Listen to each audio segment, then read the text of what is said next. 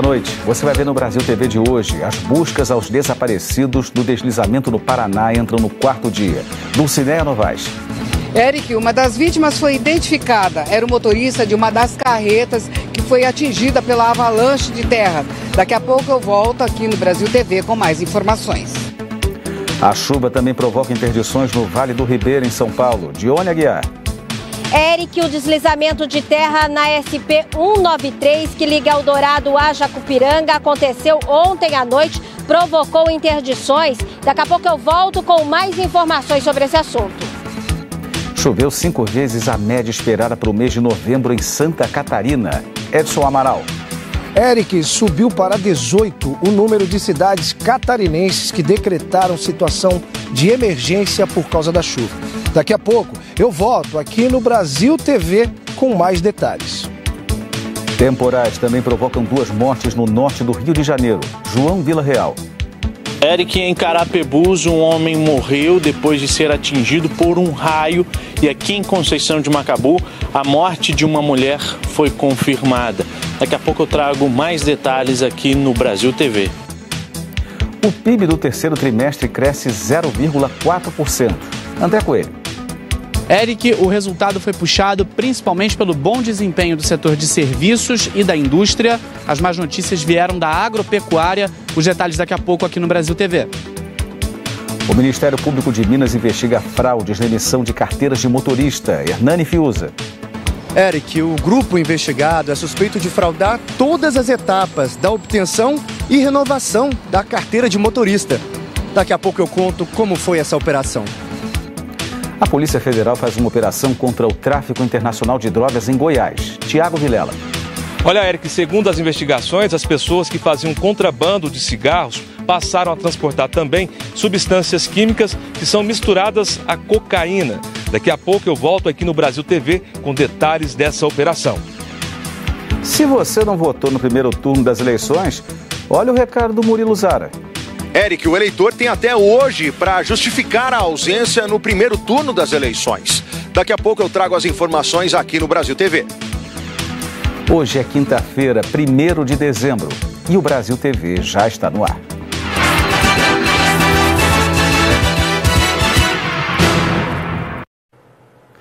O Brasil TV começa falando das buscas aos desaparecidos na BR-376, no Paraná.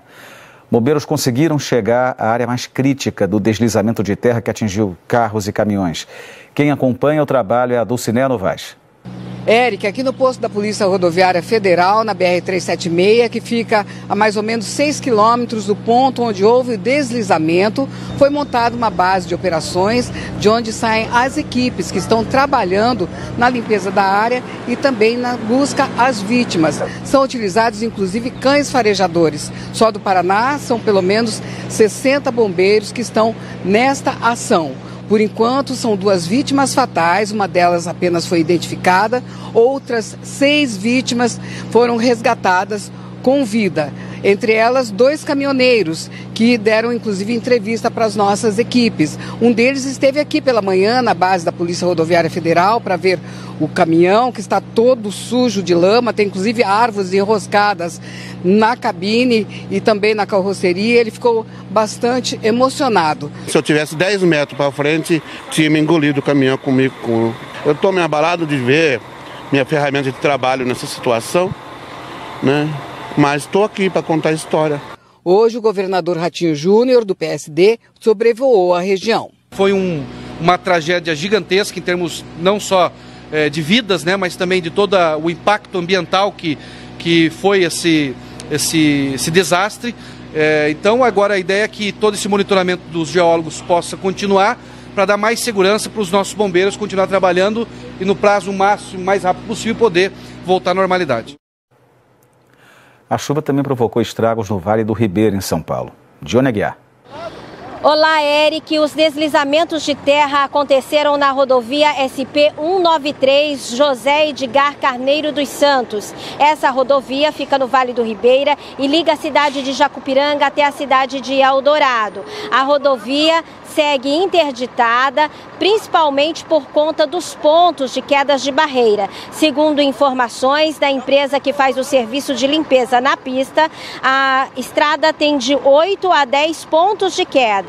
Duas delas são de maiores proporções e que provocam, então, o bloqueio da rodovia durante esse dia. Hoje pela manhã, ela foi totalmente interditada, parte da limpeza da pista já foi feita, mas ainda o DR, Departamento de Estradas de Rodagem, segue fazendo monitoramento do trecho. É com você, Eric. Em Santa Catarina, 2 homens morreram e 18 cidades decretaram situação de emergência. Edson Amaral. Oi, Eric. Uma das situações mais críticas é em Santo Amaro da Imperatriz, onde choveu desde segunda-feira 5 vezes a média esperada para o mês de novembro. O município fica na Grande Florianópolis, região mais afetada. 18 pessoas que estavam ilhadas tiveram que ser resgatadas por uma aeronave dos bombeiros nesta manhã. O grupo estava no telhado das casas esperando o salvamento. Em Florianópolis, moradores precisaram improvisar um barco para poder se deslocar pelas ruas inundadas. Palhoça ainda registrou vários pontos de alagamento e alguns carros ficaram cobertos pela água. Um homem morreu eletrocutado na cidade quando atravessava uma área alagada. Em Brusque, no Vale do Itajaí, um homem morreu soterrado. Eu volto com você, Eric. Um homem morreu soterrado também em Viana, na região metropolitana de Vitória. As informações com Anne Comete. Oi, Eric. Nós estamos em um dos acessos à cidade de Viana, que foi uma das mais afetadas pela chuva dos últimos dias aqui na Grande Vitória. Hoje, um homem de 57 anos morreu depois que a casa dele desabou. Os vizinhos chegaram a ver o Antônio Francisco dos Santos com vida, mas ele morreu enquanto era socorrido. A chuva formou uma forte correnteza pelas ruas da cidade.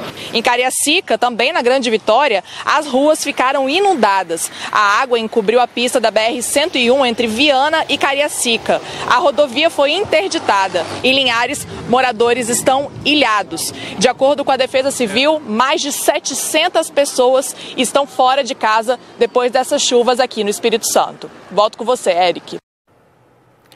Os temporais também provocaram 2 mortes no norte do estado do Rio de Janeiro. O João Vila Real traz as informações direto de Conceição de Macabu.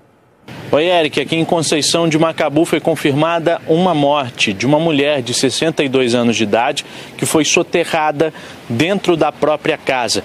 Junto com ela estava a filha, que foi resgatada com vida e encaminhada ao Hospital Público de Macaé, onde permanece em estado grave na UTI.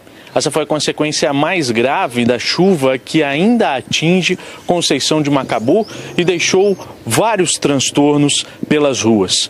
Neste momento, são 80 pessoas desalojadas e 5 pessoas desabrigadas por causa das fortes chuvas que começaram ontem e causaram deslizamentos de terra, além de alagamentos em diversos pontos da cidade. Choveu muito forte também em outros municípios do norte fluminense, como, por exemplo, Macaé e em Carapebus, em que um idoso de 82 anos de idade morreu após ser atingido por um raio durante a tempestade.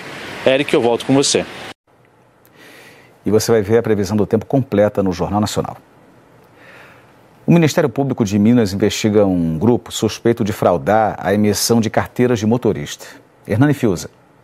Oi, Eric. Ao todo, foram cumpridos 31 mandados de busca e apreensão aqui em Belo Horizonte e em mais 8 cidades do estado. Os alvos foram casas de policiais civis da ativa e aposentados e principalmente autoescolas investigadas pela ligação com o esquema. Segundo o Ministério Público de Minas Gerais, a suspeita é que havia fraude em todas as etapas para obtenção ou então renovação da Carteira Nacional de Habilitação. Os candidatos eram pessoas com problemas de saúde ou analfabetas que não teriam condições de tirar a CNH por conta própria. Cada pessoa chegava a pagar até R$10 mil para conseguir a habilitação. Na operação, foram apreendidos documentos, celulares e cerca de R$50 mil em dinheiro. As investigações continuam para identificar todas as pessoas envolvidas no esquema. Volto com você, Eric. A Polícia Federal fez hoje uma operação contra o tráfico internacional de drogas em Goiás. Tiago Vilela. Olá, Eric. Essa operação foi nomeada como Operação Galopeira e cumpriu 19 mandados de busca e apreensão aqui em Goiás e também no Mato Grosso do Sul. A Polícia Federal identificou que os suspeitos contrabandeavam produtos do Paraguai, como cigarros e defensivos agrícolas. A polícia também descobriu que eles estavam trazendo produtos químicos controlados que são misturados à cocaína. Esses produtos seriam vendidos ao narcotráfico do país. Além do cumprimento dos mandados de busca e apreensão, as contas bancárias dos envolvidos também foram bloqueadas. Eles agora vão responder por tráfico internacional de drogas. A polícia de Pernambuco investiga um grupo suspeito de aplicar o golpe do seguro. Danilo César. Olá, Eric. Olha só, o Grupo de Operações Especiais da Polícia Civil de Pernambuco vem investigando essa organização criminosa desde junho de 2020. E eles descobriram que eles participaram de homicídios, tentativas de homicídio, também tráfico de drogas aqui em Pernambuco e em outros estados da região. E também aplicaram o golpe do seguro, isso de acordo com o delegado responsável pelas investigações. Ele contou também que 23 alvos estão sendo investigados, entre eles 6 empresas, a boa parte, de acordo com o delegado Fantasma, e uma empresa do estado de São Paulo. Também 17 pessoas estão sendo investigadas. Verificamos a atuação desse grupo, tanto no tráfico de drogas, envio de dinheiro para vários estados, né, Minas Gerais, Bahia, São Paulo, entre outros. Verificamos também que eles atuam na questão de roubo a veículos, né, bem como golpe a seguradoras de seguro de veículos, né, cometendo também roubo a estabelecimentos comerciais, receptação e estelionato. A seguir, o aumento de casos de Covid acende o alerta em Mato Grosso do Sul. Caio Tumeleiro. Oi, Eric. A Secretaria Municipal de Saúde de Campo Grande disse que aumentou em 51% a procura de atendimentos por pacientes com sintomas de Covid. Já eu volto aqui no Brasil TV com todos os detalhes. Uma menina de 7 anos morre de meningite em Maceió. Isabelle Monteiro. A Secretaria de Saúde de Alagoas registrou 5 mortes por meningite neste ano. Daqui a pouco eu volto com mais informações aqui no Brasil TV. Eric. Em Rio Branco, um menino está internado com meningite. Agatha Lima. Eric, a mãe do menino de 9 anos disse que ele é vacinado e que não sabe como ele se contaminou. Daqui a pouco eu volto aqui no Brasil TV com mais detalhes.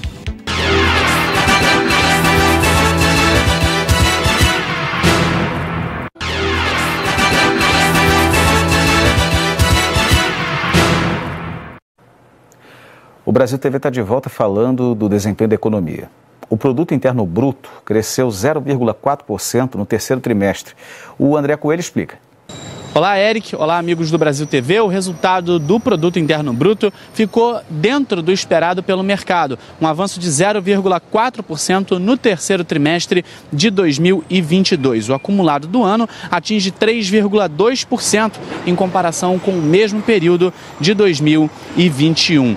No setor de serviços, principal motor da economia nesse momento, o setor de comunicação, o setor de atividades financeiras e também a área de serviços imobiliários tiveram alta. As chamadas outras atividades de serviços também tiveram resultado positivo, 1,4%. Esse é o setor que inclui bares, restaurantes e hotéis. O setor de transportes também teve alta, já o comércio teve uma variação negativa. A área de agropecuária foi o único grande setor que apresentou uma queda de quase 1%. O mercado prevê que o resultado do Produto Interno Bruto desse ano fique na ordem de 2,5%. Volto com você, Eric. Volto aos estúdios do Brasil TV. Em Campo Grande, a Secretaria de Saúde emitiu um alerta depois de registrar um aumento de 51% no número de pacientes com Covid. Caio Tumeleiro. Oi, Eric. Boa noite para você, boa noite a todos. Esse alerta foi emitido pela Secretaria Municipal de Saúde aqui de Campo Grande. Ele diz que aumentou em 51% em relação à semana anterior a procura de atendimentos por pacientes com sintomas de Covid na rede municipal de saúde aqui da capital. E esse aumento nos atendimentos vem junto com uma baixa procura pela vacina. Por exemplo, a quarta dose, que está disponível para pessoas com 18 anos ou mais aqui em Campo Grande, só 147 mil pessoas foram procurar. Segundo a Secretaria Estadual de Saúde, a gente ainda não tem aqui no estado a confirmação da nova subvariante do coronavírus, a BQ1, mas como estados no entorno de Mato Grosso do Sul já têm essa subvariante confirmada, a Secretaria Estadual de Saúde espera que em breve essa subvariante esteja circulando por aqui também e por isso reforça a necessidade de todo mundo se proteger buscando a vacinação. Volto contigo, Eric. Uma menina de 7 anos morreu de meningite viral em Maceió. A Isabelle Monteiro conta que essa já é a 5ª morte pela doença no estado neste ano. Oi, Eric, é isso mesmo. Segundo a Secretaria de Saúde de Alagoas, o estado já registrou 5 mortes por meningite neste ano. A vítima mais recente foi Kathleen Sofia, de apenas 7 anos, e de acordo com a família da garota, ela começou a apresentar os primeiros sintomas da doença na última sexta. Ela ficou internada no Hospital Geral de Alagoas, aqui em Maceió, mas não resistiu. No atestado de óbito, as causas da morte de Kathleen foram meningite viral, insuficiência cardíaca e edema pulmonar. A Secretaria Municipal de Educação lamentou a morte da aluna e informou que acionou a Gerência de Epidemiologia da Secretaria de Saúde de Maceió para orientações, esclarecimentos e providências na escola onde Kathleen estudava. Entre janeiro e novembro deste ano, Alagoas registrou 53 casos por meningite, o número maior do que todo o ano de 2021, com 48 casos. Mas o número de mortes reduziu de 9 para 5. Eric. Em Rio Branco, uma outra criança está internada com meningite. Agatha Lima. O pequeno Davi Luca, de 9 anos, está internado em estado grave na unidade de terapia intensiva do Hospital da Criança, aqui em Rio Branco, com meningite bacteriana. A criança deu entrada no Hospital de Urgência e Emergência de Rio Branco no último sábado, dia 26. Fez o exame e o resultado foi positivo para a doença. Davi não está mais entubado, está consciente e com previsão de transferência para a unidade de cuidados intermediários amanhã. Termina hoje o prazo para quem não votou no primeiro turno das eleições justificar a ausência. Murilo Zara. Oi, Eric. Pois é, termina hoje o prazo para o eleitor apresentar a justificativa pela ausência no primeiro turno das eleições deste ano. Como os cartórios eleitorais já fecharam hoje, não dá mais para fazer isso presencialmente. Tem que ser pela internet, por meio do aplicativo e-Título ou então pelo portal da Justiça Eleitoral. É importante lembrar que esse prazo é para justificar a ausência no primeiro turno. Quem não votou no segundo turno tem até o dia 9 de janeiro para apresentar a justificativa e aí, além da internet, também pode fazer presencialmente nos cartórios eleitorais.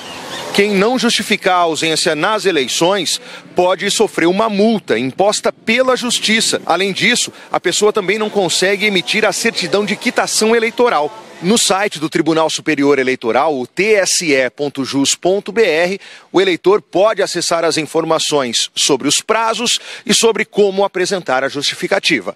É com você, Eric.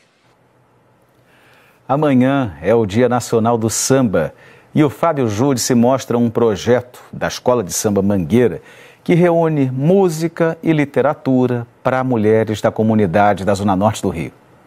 Eric, tudo bem? Olha só, estou aqui no Museu do Samba, na Mangueira, Rio de Janeiro, coração da nossa cidade, mostrando um projeto belíssimo chamado Escrevivendo com Mulheres Pretas. São oficinas que trazem mulheres de várias regiões da cidade, que vêm aqui aprender prosa, poesia, literatura, aprender a contar as suas próprias histórias.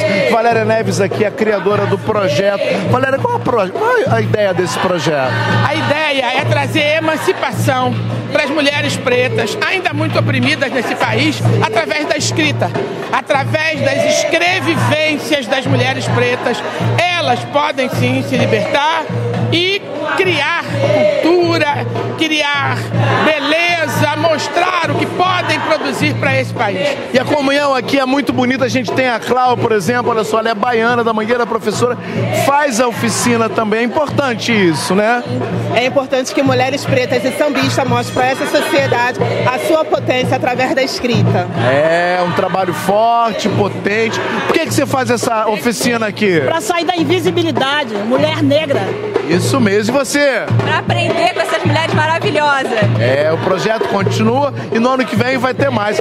Essas são as mulheres pretas produzindo literatura no Rio de Janeiro e influenciando a nova geração. Olha só, Eric, volto com você no estúdio. Que beleza. Feliz dia do samba para todo mundo amanhã. O Brasil TV fica por aqui e outras notícias logo mais no Jornal Nacional às 8h30, hora de Brasília. Boa noite e até amanhã.